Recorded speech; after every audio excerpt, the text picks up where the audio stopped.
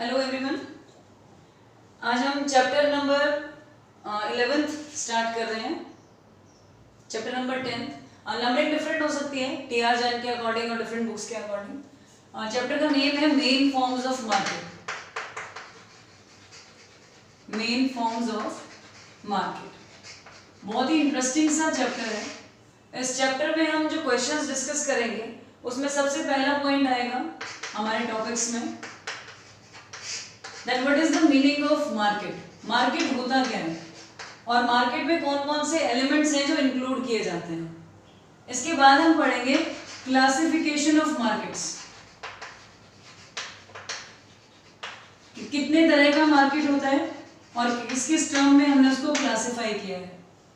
उसके बाद हम फर्स्ट मार्केट की डिटेल्स डिस्कस करेंगे जिसे हम कहते हैं परफेक्ट कंपटीशन या परफेक्ट मार्केट। और इसके बाद डिफरेंट और मार्केट जो हमारे पास आती हैं जिसमें एक आ जाएगा आपके पास monopolistic market.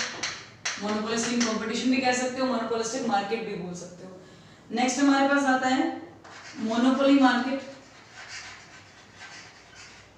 And next one is oligopoly market. So main discussion आज के टॉपिक में हमारा यही रहेगा कि मार्केट का मीनिंग क्या है, कितने टाइप्स का मार्केट होता है और इनके क्या क्या फीचर्स हैं। जो डिफरेंट टाइप के मार्केट है कैसे एक दूसरे से डिफरेंट है, क्या मेन डिफरेंसेस इनके बीच में आते हैं। तो सबसे पहली चीज जो हम यहाँ से स्टार्ट करने वाले हैं इसको कि मार्केट है क्या। मार्केट कोई भी वो प्लेस है जहां पे एक बायर और एक सेलर ट्रांजैक्शंस करते हैं, एक्सचेंजेस करते हैं गुड्स का या सर्विसेज का। तो कोई भी वो प्लेस जहां पे एक्टिविटीज रेगुलर बेसिस पे होती हैं वो मार्केट है।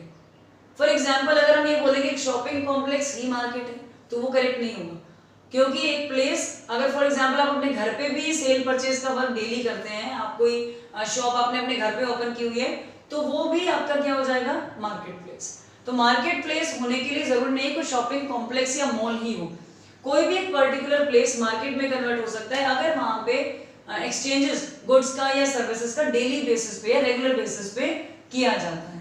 क्लियर। तो इट मींस हम कैसे डिफाइन कर सकते हैं इसको।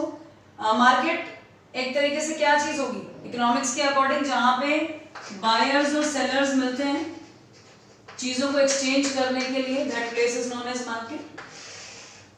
ये मैटर नहीं करता कि वो प्लेस कहां पे एग्जिस्ट कर रहा है, मार्केट का कोई स्पेसिफिक प्लेस नहीं है, मार्केट कहीं भी बन सकती है जहां पे ये एक्सचेंजेस होने स्टार्ट हो जाते हैं। अब मार्केट के क्या क्या मेन एलिमेंट्स हैं, क्या क्या चीजें मार्केट में इंक्लूड होती हैं। तो सबसे पहली चीज तो मार्केट का मीनिंग ही आता है इसमें कि मार्केट का एरिया क्या है, किस एरिया को मार्केट बोल सकते हो। तो market is not a particular place, ये कोई पर्टिकुलर प्लेस नहीं है। It includes all the entire area where buyers and sellers of the commodity are in close contact with each other, जहां पे बायर्स और सेलर्स कॉन्टेक्ट में आ जाते हैं टू एक्सचेंज द गुड्स और सर्विसेज और to do the transactions of selling और परचेजिंग। तो वही प्लेस आपके लिए क्या बन जाएगा, मार्केट। So market में आपको क्या ऐड करना है, where buyers and sellers they are in close contact to exchange the goods or services, that area is known as market. So there is no specific place that is called market. So पहली चीज आप area define करेंगे इसमें। Second point हम क्या define करेंगे, buyers and sellers। Second element जो include होना चाहिए that is most important element is buyers and sellers। कोई भी पर्टिकुलर एरिया जहां पे गुड्स को परचेज करने वाले या सेल करने वाले लोग इकट्ठे हो रहे हैं, that is the essential part of the components of the market. Because area matter नहीं करता, बट ये मैटर करता है कि वहां पे बायर्स भी हैं और सेलर्स भी हैं, तभी वो प्लेस मार्केट में कन्वर्ट होगा, अदरवाइज आप उसे मार्केट नहीं बोल सकते। Third, after buyers and sellers, third thing is product. आप सेल परचेज कर क्या रहे हैं, कोई ना कोई प्रोडक्ट आप सेल परचेज कर रहे हैं, वो सर्विस भी हो सकती है या फिर वो गुड्स भी हो सकती हैं। तो थर्ड इंपॉर्टेंट या एसेंशियल आपका एलिमेंट क्या हो जाएगा, product, which is exchange in between the buyers and sellers. Next point is competition. जहां पे मार्केट प्लेस होगा ऑटोमेटिकली वहां पे क्या क्रिएट होना शुरू हो जाएगा, कंपटीशन, बायर्स और सेलर्स में। क्योंकि आपने बहुत बार देखा होगा ना, एक ही चीज बहुत सारी शॉप्स पे अवेलेबल होती है, तो एक तरीके से क्या चल रहा है, कंपटीशन, या फिर डिफरेंट थोड़ा बहुत डिफरेंस है और वही चीजें डिफरेंट शॉप्स पे अवेलेबल होती हैं, तो उनके बीच में भी क्या क्रिएट हो जाता है, कंपटीशन। कि किस तरीके से वो ज्यादा बायर्स को अपनी तरफ अट्रैक्ट कर सकते हैं, कस्टमर्स को अट्रैक्ट कर सकते हैं, उसी को हम कंपटीशन बोल देते हैं। सो ये मेन एलिमेंट्स हैं और ये मार्केट का मीनिंग होगा। A place where buyers and sellers are in close contact to exchange, purchase or sell goods and services, that place is known as market. So it means there is no such area which is particularly called as market. It depends on the situation of purchasing and selling which converts that particular area into marketplace. Secondly, buyers and sellers are most essential components of market because जब buyers और sellers ही नहीं होंगे तो market नहीं हो सकती है। Then product जिसको आप exchange करने वाले हैं वो भी बहुत important है क्योंकि उसी के लिए transactions होने वाली हैं। और last one is competition. Competition होना इसलिए इंपॉर्टेंट है ताकि चीजें डेवलप हों, ज्यादा बेटर हो जाएं, मॉडर्नाइज हो जाएं और प्राइसेस नॉर्मल रहें। अगर कंपटीशन जीरो होगा तो प्राइसेस पे इफेक्ट नहीं आ पाएगा और हाई प्राइस पे सब लोग उसे अफोर्ड नहीं कर पाएंगे। सो ये मार्केट का मीनिंग हो गया विद क्लासिफिकेशन। अब आता है हमारे पास next point, different forms of market और क्लासिफिकेशन ऑफ मार्केट।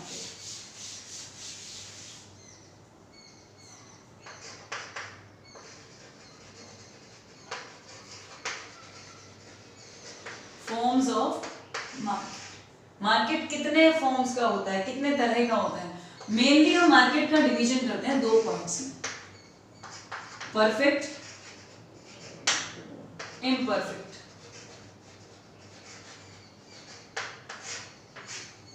दो तरह का कंपटीशन आता है मार्केट्स में, या तो आपके पास होगा परफेक्ट कंपटीशन या फिर आप उस मार्केट का पार्ट हो जहां पे कैसा कंपटीशन है, इम्परफेक्ट कंपटीशन। तो ये मेन डिवीजन हो गया। अब परफेक्ट कंपटीशन एक सिंगल अपने आप में एक कंप्लीट मार्केट है, बट इम्परफेक्ट में आपके पास 3 मार्केट्स आती हैं।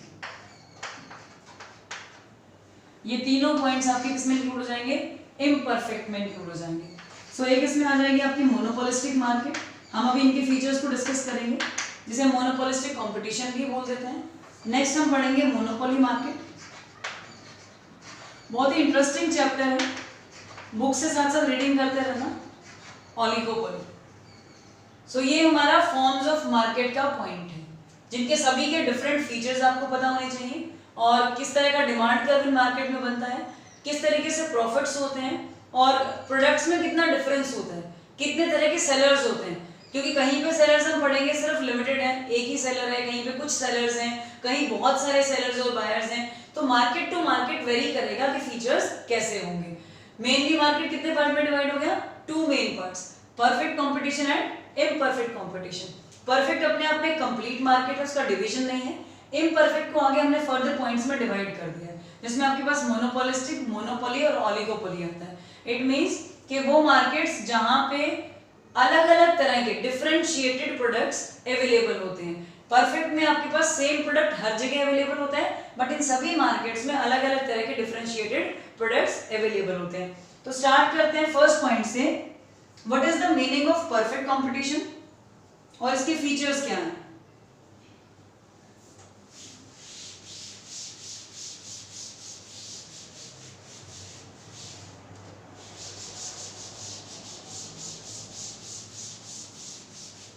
सबसे पहले हम मीनिंग पढ़ते हैं, परफेक्ट कंपटीशन होता क्या है।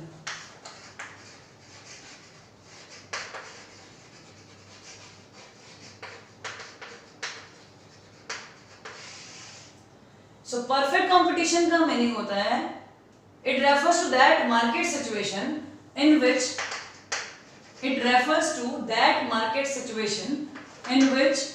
देयर आर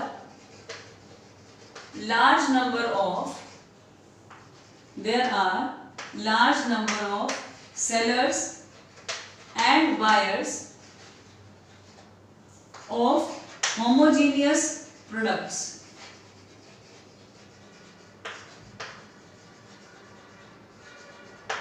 It means वो मार्केट जहां पे सेलर्स भी बहुत सारे हैं, बायर्स भी बहुत सारे हैं और प्रोडक्ट कैसा है, homogeneous. Homogeneous means exactly same, कोई डिफरेंशिएशन नहीं है, सेम प्रोडक्ट हर जगह अवेलेबल है।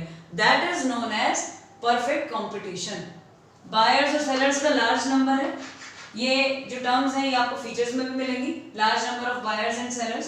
फिर प्रोडक्ट कैसा है, होमोजीनियस, जो कि सेम है, डिफरेंशिएटेड नहीं है। तो इस तरह की मार्केट को हम क्या बोल देते हैं, this is known as perfect competition.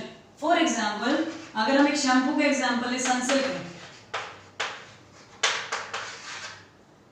Sunsilk ABCD 4 shops पे अवेलेबल है। तो ये कैसा कंपटीशन है? Perfect competition. सेम प्राइसेस हैं, सेम प्रोडक्ट है, हर जगह अवेलेबल है। कस्टमर पे डिपेंड करता है कि आप सर्विस कैसी दे रहे हो, वो कितना आपसे अटैच है, कितना आप एक्सेसिबल हो उसके लिए, उसके अकॉर्डिंग आपके नंबर ऑफ कस्टमर्स इंक्रीज होते जाएंगे। इसमें एक पर्टिकुलर पर्सन को एडवर्टीजमेंट करने की कोई रिक्वायरमेंट नहीं है, क्योंकि कंपनी यहाँ पे सारा रोल प्ले करती है कि क्या प्राइसेस होंगे, कितना एडवर्टीजमेंट करना होगा, आगे सिर्फ सेलिंग का वर्क होता है। क्लियर? तो this is known as perfect competition market. अब हम इसके फीचर्स को पढ़ते हैं।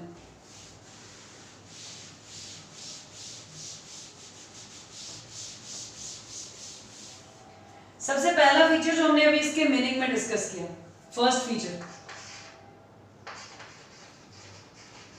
Large number of sellers and buyers. आप इस पॉइंट को 2 पॉइंट्स में भी कन्वर्ट कर सकते हो, large number of sellers, second point large number of buyers, और इसे कंबाइंड भी करके लिख सकते हो। So large number of sellers and buyers. तो फर्स्ट पॉइंट का मीनिंग क्या होगा कि सेल करने वाले भी बहुत सारे हैं मार्केट में। मैंने भी एग्जांपल बताया, ABCD, बहुत सारे ऑप्शंस आपके पास हैं जहां पे same product, same price, same designing और सेम कंपनी की चीज आपको अवेलेबल होगी। तो it means number of sellers बहुत सारे होते हैं, और सेम चीज नंबर ऑफ बायर्स भी बहुत सारे हैं। कॉमन कमोडिटीज को सेल किया जा रहा है जो सबकी नीड के लिए होती हैं, तो बहुत सारे बायर्स हैं उन चीजों को परचेज करने के लिए। तो first feature is large number of buyers and sellers. अब ये जो सेलर्स हैं ये कैसा प्रोडक्ट सेल कर रहे हैं, जैसे मैंने बताया ना डिफरेंशिएटेड नहीं है, तो जब डिफरेंस नहीं है इसका मतलब कैसा प्रोडक्ट है? सेम प्रोडक्ट है। तो इसलिए सेकंड पॉइंट आपका क्या हो जाएगा? Homogeneous product. इट मींस जिसमें कोई डिफरेंशिएशन नहीं है, एग्जैक्टली सेम प्रोडक्ट आपको हर शॉप पे, हर एरिया में अवेलेबल है। इसे हम बोल सकते हैं जहां आइडेंटिकल प्रोडक्ट्स को सेल किया जाए, आइडेंटिकल जो सेम हो, बिल्कुल एग्जैक्टली एक जैसे, जिसमें कलर है, साइज है, शेप है, क्वालिटी है, सब चीजें एग्जैक्टली सेम रहेंगी। That is known as homogeneous product. तो परफेक्ट कंपटीशन में कैसा प्रोडक्ट सेल किया जा रहा है? होमोजीनियस प्रोडक्ट, जिसमें कोई डिफरेंसेस नहीं होते हैं। Third point, perfect knowledge. It means homogeneous product के साथ साथ इस केस में जो कस्टमर्स आपके पास पहुंचने वाले हैं, जो सेलर्स को, जिनके लिए एक्सेसिबल है, उन तक वो पहुंचेंगे, तो कस्टमर्स को हर चीज की कंप्लीट नॉलेज है कि किसी प्रोडक्ट के बारे में आप कहाँ पे उसको ले सकते हो, कितना उसका प्राइस है, क्या उसकी कंपनी है, क्या उसके फीचर्स होने चाहिए, तो आपको एग्जैक्टली पता होगा। परफेक्ट नॉलेज आपको होगी तो आपके साथ कोई भी आपको इन्फ्लुएंस नहीं कर सकता, ये रॉन्ग इन्फॉर्मेशन देके गलत चीजें सेल नहीं कर सकता।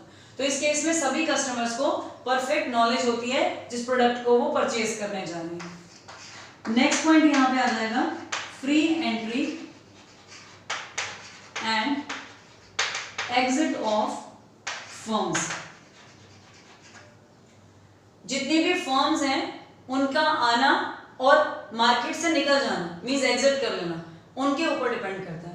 मींस यहाँ कोई रिस्ट्रिक्शंस नहीं है कि आप इस सिंपल बिजनेस में आने के लिए बहुत सारी बाउंडेशंस हैं, बहुत सारा पेपर वर्क है, ऐसा नहीं होता है। तो बहुत सिंपली एंट्री हो सकती है, बहुत सिंपली आप एग्जिट कर सकते हो। ये डिपेंड करता है प्रोड्यूसर पे या उस फर्म वाले पर्सन पे या ओनर पे कि उसे प्रॉफिट्स हैं तो सर्वाइव कर जाएगा, नहीं है तो वाइंड अप करेगा और उसमें से एग्जिट कर जाएगा। तो एंट्री और एग्जिट यहाँ पे फ्रीली होती है। नेक्स्ट पॉइंट है परफेक्ट मोबिलिटी।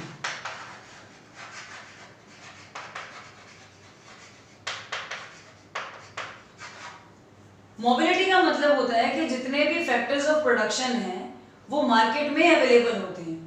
तो इट मींस एक यूनिफॉर्म कॉस्ट होती है प्रोडक्शन की पूरी इकोनॉमी में। ऐसा नहीं है कि एक फैक्टर कहीं पे अवेलेबल है दूसरी जगह पे अवेलेबल नहीं है। तो अगर ऐसा होगा तो फिर तो वो चीज कहीं पे रेडी होगी ज्यादा पैसे में और कहीं पे कम में हो जाएगी। पर यहाँ तो हम कह रहे हैं ना कि सेम प्राइस में अवेलेबल है। इसका मतलब इन चीजों को बनाने में जो फैक्टर्स ऑफ प्रोडक्शन लग रहे हैं वो हर जगह मार्केट में अवेलेबल हैं और सेम प्राइस पे अवेलेबल हैं। तो कॉस्ट ऑफ प्रोडक्शन में ज्यादा डिफरेंसेस नहीं आते हैं, वो एग्जैक्टली सेम रहती है, इसीलिए प्राइसेस को सेम रखना इजी हो जाता है। Lack of transportation cost.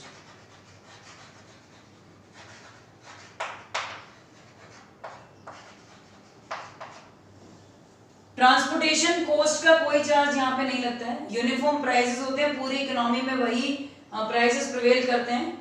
जो प्रोड्यूसर्स हैं उसको अपने नियर बाय एरियाज में वो चीजें सेल करनी होती हैं, तो ये कॉस्ट वगैरह जो है वो पहले से ही ऐड हो चुकी होती है कॉस्ट में, तो इसको री ऐड नहीं किया जाता, तो कोई सेपरेट चार्जेस हमको ट्रांसपोर्टेशन के लिए पे नहीं करने होते हैं। There is lack of transportation cost, कोई एक्स्ट्रा चार्ज आपका नहीं लगेगा जहां पे आपको ये पे करना होगा। Next point is lack of selling cost.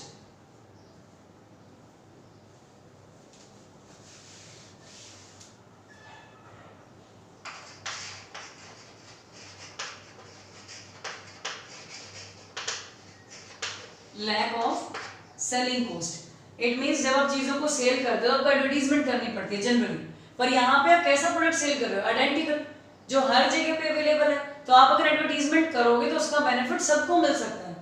तो इस केस में इंडस्ट्री एडवर्टीजमेंट करती है, फर्म्स को एडवर्टाइज करने की रिक्वायरमेंट नहीं होती है, क्योंकि आपका प्रोडक्ट जब एक्जैक्टली सेम है तो वो चीज हर जगह अवेलेबल है, तो उसका एडवर्टीजमेंट इंडस्ट्री की तरफ से किया जाता है, और इस केस में कोई भी खर्चा आगे फर्दर डिवाइड नहीं होता है, तो कोई भी सेलिंग कॉस्ट यहाँ पे नहीं लगती है। नेक्स्ट पॉइंट है इसका शेप और स्लोप ऑफ एआर और एमआर कर्व। एवरेज रेवेन्यू जो होगा और जो एमआर रेवेन्यू होगा, कर्व जो बनेगी, एआर या एमआर कर्व जो आपकी बनेगी, उनका जो स्लोप है वो कैसा हो जाएगा इस केस में, दैट इज परफेक्टली इलास्टिक, क्योंकि सेम चीजें सेल कर रहे हो, अगर आपने थोड़ा बहुत भी डिफरेंस कर दिया प्राइस में तो आपकी डिमांड जो है वो एकदम से जीरो पे पहुंच जाएगी। तो इसमें एआर और एमआर आपकी क्या होगी, एक्जैक्टली इक्वल होगी, और ये परफेक्टली इलास्टिक होगा। तो ये हमारी फीचर्स हैं परफेक्ट कंपटीशन के। Large number of buyers and sellers, same product, perfect knowledge, consumer को सब पता होता है, कोई भी फर्म एंट्री और एग्जिट कर सकती है फ्रीली, परफेक्ट मोबिलिटी, हर एक फैक्टर ऑफ प्रोडक्शन हर जगह हर मार्केट में अवेलेबल है सेम कॉस्ट पे, तो इसमें कोई एक्स्ट्रा चार्जेस नहीं लगते, ट्रांसपोर्टेशन कॉस्ट का कोई चार्ज नहीं होता एक्स्ट्रा, कोई सेलिंग कॉस्ट नहीं है, एडवर्टीजमेंट नहीं करना है हमें, और एआर एमआर आपकी परफेक्टली इलास्टिक होती है। तो अब इसका नेक्स्ट क्वेश्चन हम यही पढ़ते हैं, एआर एमआर कैसे इलास्टिक होती है, हम उसको ड्रॉ करते हैं। क्वेश्चन में यही आ सकता है, what is the meaning of perfect competition, what are the features of perfect competition. एक क्वेश्चन इसके बाद ये बन सकता है that explain the perfect competition with the help of AR MR curve. तो उस केस में आप कैसे डिफाइन करोगे। एआर का मीनिंग क्या होता है, एवरेज रेवेन्यू, और एमआर का मीनिंग आपका क्या हो जाएगा, मार्जिनल रेवेन्यू। अब एवरेज रेवेन्यू और मार्जिनल रेवेन्यू परफेक्ट कंपटीशन के केस में सेम होता है। रीजन, फॉर एग्जांपल एक पीस को सेल करने से आपको 10 रुपीज मिले, ये आपका नॉर्मल रेवेन्यू हो गया, मतलब आपने एक यूनिट को अगर सेल किया तो आपको 10 रुपीज मिले।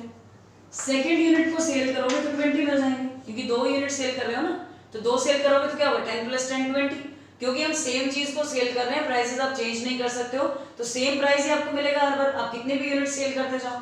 आपने 3 यूनिट सेल की तो आपको रुपीस मिल जाएंगे 30।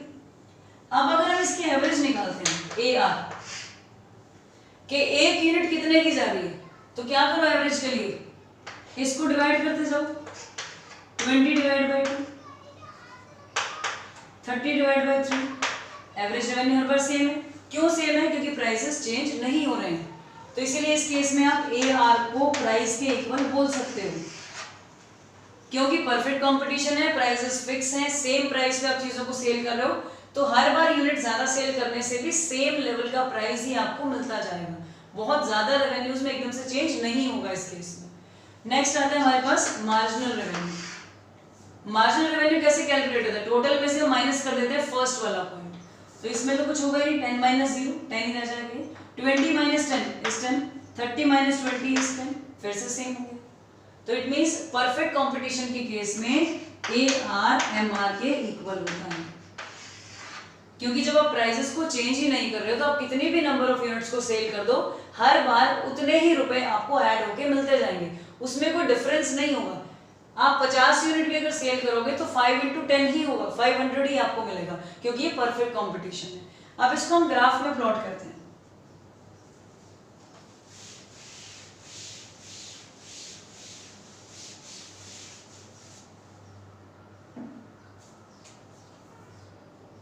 हम एक एग्जांपल जो अभी हमने लिया उसी के अकॉर्डिंग इसको प्लॉट कर देते हैं।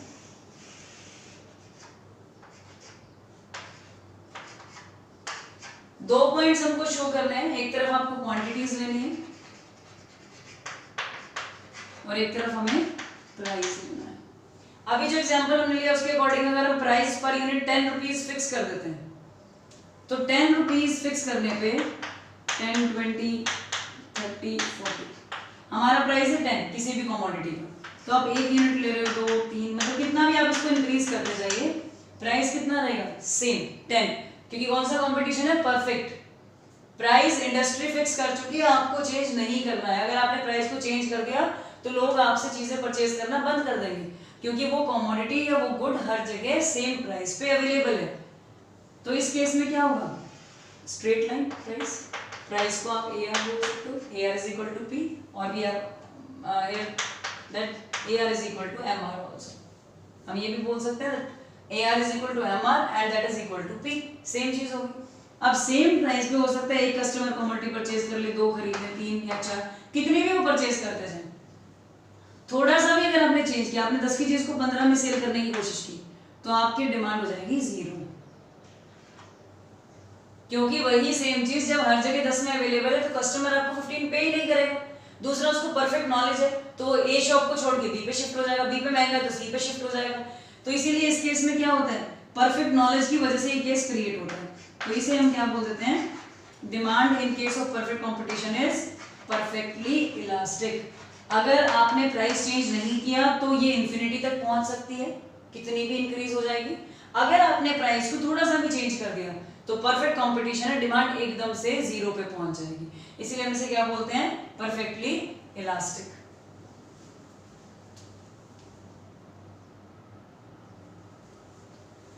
अब इसके बाद आते हैं कुछ क्वेश्चंस जो इसी टॉपिक से रिलेटेड हैं।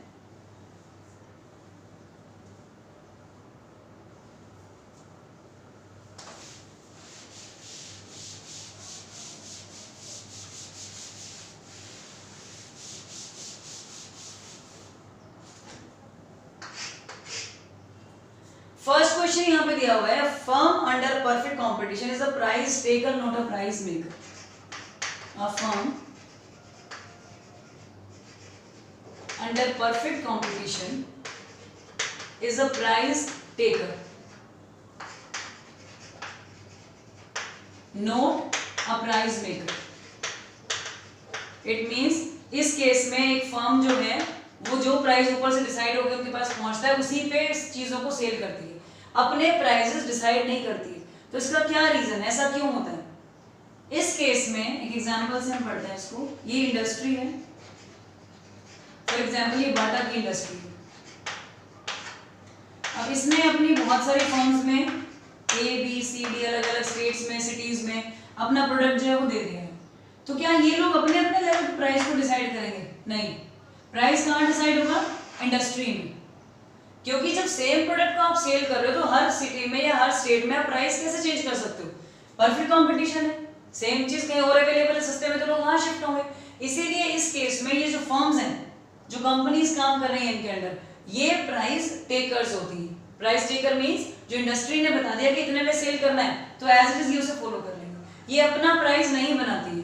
तो इसका रीजन क्या है? Under this firms are price takers not price makers. सबसे पहला रीजन, सेम चीज को सेल करना, इसका सबसे बड़ा रीजन है। आपका प्रोडक्ट यहाँ पे कैसा है? होमोजेनियस है। सेम चीज को सेल कर रहे हो और प्राइस को चेंज कर दोगे तो कौन परचेज करेगा? तो होमोजेनियस प्रोडक्ट होने की वजह से प्राइसेस आपको एज इट इज फॉलो करने होंगे, आप उनको चेंज नहीं कर सकते हो। Second thing, number of firms बहुत सारी हैं, हर जगह वो चीज सेल हो रही है। ऐसा नहीं है कि सिर्फ लिमिटेड एरियाज में है कि हम उसका बेनिफिट ले सकें। नंबर ऑफ फर्म्स बहुत ज्यादा है, लार्ज नंबर ऑफ सेलर्स हैं, तो बहुत इजीली मार्केट में वो चीजें कहीं और आपको मिल जाएंगी सेम प्राइस पे। तो अगर कोई चेंज करेगा भी तो आप उसे परचेज नहीं करोगे। थर्ड, इंक्रीज तो आप नहीं कर सकते प्राइस, क्योंकि इंक्रीज करने से तो वैसे भी लॉस होगा, पर अगर आपने डिक्रीज कर दिया तो भी आपको लॉस होगा, क्योंकि फॉर एग्जांपल ए ने डिक्रीज किया तो बी भी तो डिक्रीज कर देगी ना, तो इसीलिए लॉस में कोई भी नहीं जाना चाहेगा। तो इस केस में जो हमारा कर्व है वो कैसा हो जाएगा? परफेक्टली इलास्टिक हो जाएगा, क्योंकि प्रोडक्ट एक जैसा है, बहुत सारी फर्म्स हैं, सेलर्स बहुत सारे हैं, कोई भी कंपनी लॉस में काम नहीं करना चाहेगी। इसीलिए परफेक्ट कंपटीशन में फर्म्स जो है वो प्राइस टेकर्स होती हैं, प्राइस मेकर्स नहीं होती हैं। अब आता है हमारे पास नेक्स्ट क्वेश्चन इसी टॉपिक का।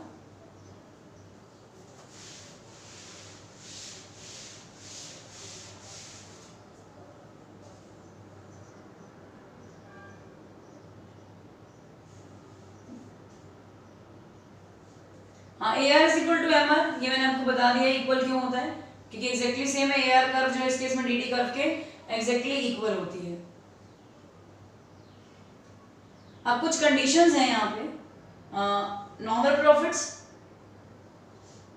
मींस जो फ्री एंट्री और एग्जिट वाला पॉइंट हमने पढ़ा कि कोई भी फर्म कभी भी एंटर कर सकती है, फ्री एंट्री एंड एग्जिट, कोई भी फर्म कभी भी एग्जिट कर सकती है। तो किसी भी फर्म का आना और जाना, ये फ्रीडम होने की वजह से किन चीजों पे इफेक्ट आता है। जिस केस में फ्री एंट्री और एग्जिट आप इंक्लूड कर देते हो तो सुपर नॉर्मल प्रॉफिट्स नहीं हो सकते हैं। फॉर एग्जांपल, अगर इक्विलिब्रियम प्राइस पे एक फर्म एबनॉर्मल प्रॉफिट्स कमा रही है, मींस बहुत सारे प्रॉफिट्स को अर्न कर रही है। अब कोई एक फर्म है, ए फर्म, उसने मार्केट में एंटर किया और वो एबनॉर्मल प्रॉफिट्स कमा रही है, it means super normal profits, बहुत सारे प्रॉफिट्स इसको हो रहे हैं। तो जब ये फर्म एबनॉर्मल प्रॉफिट्स को अर्न कर रही है तो यहाँ पे तो एंट्री और एग्जिट फ्री है, तो यहाँ पे क्या होगा, इसको देखकर दो और फर्म्स आ गई, मींस नंबर ऑफ फर्म्स आ गई। अब नंबर ऑफ फर्म्स आ गई तो क्या क्रिएट हो गया, यहाँ पे कंपटीशन क्रिएट हो गया। अब कंपटीशन में सरवाइव करना है तो प्राइसेस क्या करने होंगे, प्राइस ज्यादा है तभी तो प्रॉफिट ज्यादा हो रहा है। तो अब सरवाइव करना है और इन लोगों ने प्राइसेस कर दिए कम, प्राइस कम हो गए, इनको प्रॉफिट नहीं होगा तो इन्हें क्या करना पड़ेगा, प्राइसेस को डिक्रीज करना पड़ेगा। और जैसे ये प्राइसेस को डिक्रीज कर देंगे तो इनको क्या स्टार्ट हो जाएंगे, यहाँ पे नॉर्मल प्रॉफिट्स होने स्टार्ट हो जाएंगे। तो ये कंडीशन एबनॉर्मल से किस पे कन्वर्ट हो जाएगी, नॉर्मल पे कन्वर्ट हो जाएगी। क्लियर?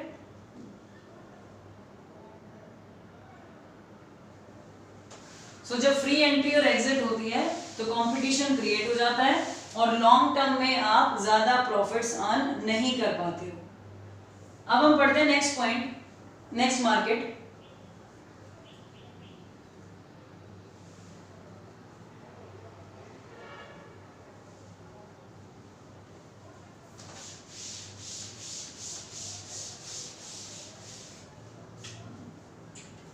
अब हम पढ़ते हैं एक बार मोनोपोली मार्केट फर्स्ट।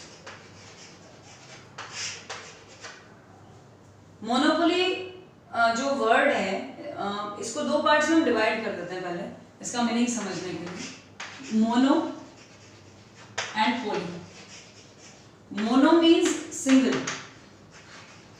पोली मीन्स कंट्रोल। तो कलेक्टिवली वर्ड का मीनिंग क्या बन गया, सिंगल कंट्रोल।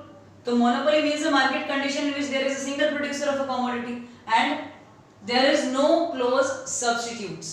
It means इस केस में एक सिंगल सेलर होगा और सेम लेवल का प्रोडक्ट सेल करने के लिए मार्केट में क्लोज सब्स्टिट्यूट्स अवेलेबल नहीं होंगे।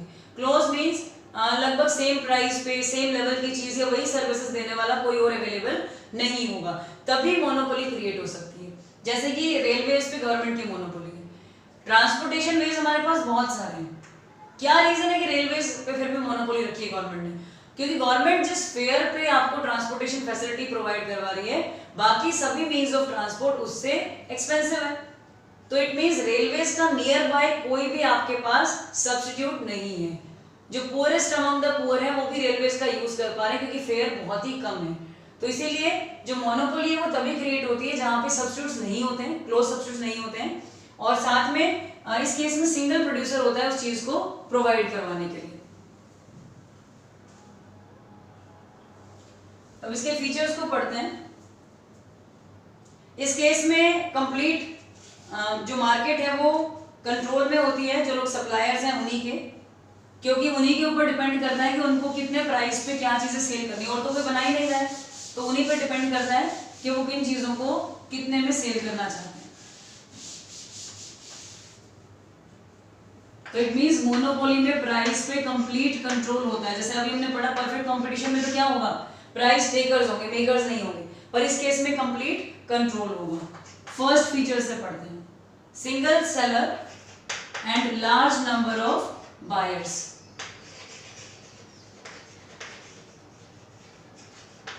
Single seller and large number of buyers. It means buyers तो बहुत सारे हैं पर सेलर कितने हैं? सिर्फ एक ही पर्सन चीजों को सेल कर रहा है, इसीलिए मोनोपोली क्रिएट हो गई है। तो प्रोड्यूसर तो एक ही है पर परचेज करने वाले लोग बहुत सारे हैं। इस केस में कंप्लीट प्राइस पे कंट्रोल होता है, इसीलिए हम क्या बोल सकते हैं कि मोनोपोली में मार्केट कैसा होता है? मोनोपोली में जो प्रोड्यूसर है वो क्या होगा? प्राइस मेकर होगा, क्योंकि सप्लाई उसी को करनी है और कोई सप्लाई करने वाला है ही नहीं मार्केट में। तो प्राइसेस पे पूरा कंट्रोल है उसका कि उसको कितने प्राइस चार्ज करने हैं, हाई रखने हैं, लो रखने हैं, ये उस पर डिपेंड करता है। नेक्स्ट पॉइंट, इस केस में क्लोज सब्स्टिट्यूट्स नहीं होते हैं। सो इसे हम क्या लिख सकते हैं? Absence of close substitutes. It means जो प्रोडक्ट आप सेल कर रहे हो एग्जैक्टली वैसा ही सेम प्रोडक्ट सेम रेंज का कोई भी और प्रोवाइड नहीं कर पा रहा है, इसीलिए कस्टमर्स आपके साथ कनेक्टेड हैं, वो आपके साथ लिंक्ड हैं। तो क्लोज सब्स्टिट्यूट्स यहाँ पे अवेलेबल नहीं होते हैं। जैसे टी और कॉफी क्लोज सब्स्टिट्यूट्स हैं, तो ऑप्शन है थोड़ा सा चेंज होते क्या होगा? लोग शिफ्ट हो जाएंगे। इस तरह के सब्स्टिट्यूट्स यहाँ पे अवेलेबल नहीं होते। हम ये नहीं कह रहे नो सब्स्टिट्यूट्स, हम सिर्फ ये कह रहे हैं क्लोज सब्स्टिट्यूट्स नहीं होते। ठीक है। Next is restriction on entry of new firms. restrictions on entry of new firms. नई फर्म्स के आने पे एंट्रीज पे रिस्ट्रिक्शंस होती हैं, बाउंडेशंस होती हैं, क्योंकि जो पुरानी फर्म्स हैं उन्होंने पेटेंट लिया होता है, बैरियर्स लगे होते हैं, लीगल एंट्रीज करनी पड़ती है, इन्वेस्टमेंट बहुत ज्यादा करना पड़ता है, तो बहुत इजीली कोई भी नई फर्म का आना या जाना यहाँ पे इजी नहीं होता है। तो इस वजह से कंपटीशन का लेवल भी क्या हो जाता है? डिक्रीज हो जाता है। नेक्स्ट आता है यहाँ पे price discrimination.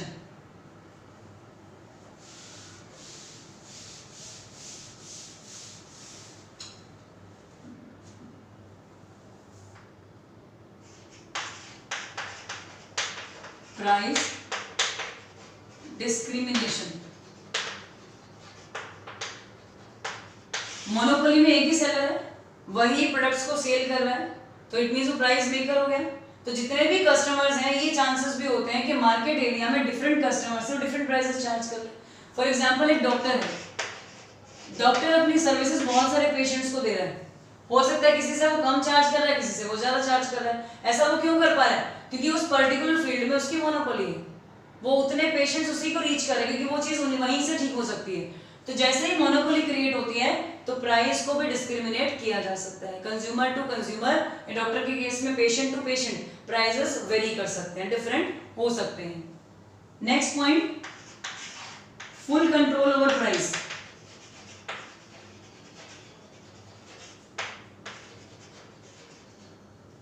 Full control over price, price पे यहाँ पूरा कंट्रोल होता है। जो मोनोपोलिस्ट है वो खुद ही प्राइस मेकर्स होते हैं, उन्हें किसी से प्राइस लेकर एग्जिस्ट नहीं करना होता। सिंगल सेलर्स हैं, सिंगल प्रोड्यूसर्स हैं, तो पूरा कंट्रोल वही रखते हैं। बट इसका ये मीनिंग नहीं है कि वो एक्सेस में प्राइसेस को बढ़ा देते हैं, बट हाँ उनको यहाँ पे ज्यादा प्रॉफिट अर्न करने का चांस मिलता है, क्योंकि वो मोनोपोली मार्केट में एग्जिस्ट करते हैं। तो वो पूरा कंट्रोल रखते हैं अपना प्राइसेस को चेंज करने पे या उनमें डिफरेंसेस लाने में। The last point is slope of AR and MR curve. Slope कैसा होगा? एकदम से चेंज नहीं होगा, बट पूरा कंट्रोल है, मार्केट में चेंजेस आ सकते हैं। तो इस केस में जो स्लोप है उसमें AR और MR जो हैं दोनों ही डाउनवर्ड स्लोपिंग होते हैं। AR और MR डाउनवर्ड स्लोपिंग होते हैं, क्योंकि जब प्राइसेस बहुत ज्यादा बढ़ाए जाएंगे तो ऑब्वियसली सिंपल क्राइटेरिया है हमारा कि कस्टमर डिमांड को कम कर देंगे। चेंजेस बहुत रेयर होते हैं, बहुत धीरे धीरे होते हैं, स्लो चेंजेस होते हैं यहाँ पे। बट हाँ जब प्राइस ज्यादा बढ़ता है तो चेंजेस हो जाते हैं, तो डिमांड धीरे धीरे करके गिरनी शुरू हो जाती है। तो वही चीज है, AR और MR यहाँ पे भी क्या होंगे? डाउनवर्ड स्लोपिंग होंगे, और AR बहुत जल्दी गिरता है MR के कंपैरिजन में। एवरेजली जो रेवेन्यू है वो डिक्रीज होना स्टार्ट हो जाता है, क्योंकि प्राइस डिस्क्रिमिनेशन है, तो एवरेजली जो मिल रहा है आपको वो बेनिफिट आपका डिक्रीज होना शुरू हो जाएगा। अब इसका टेबल बनाते हैं, टेबल की हेल्प से इसको समझते हैं।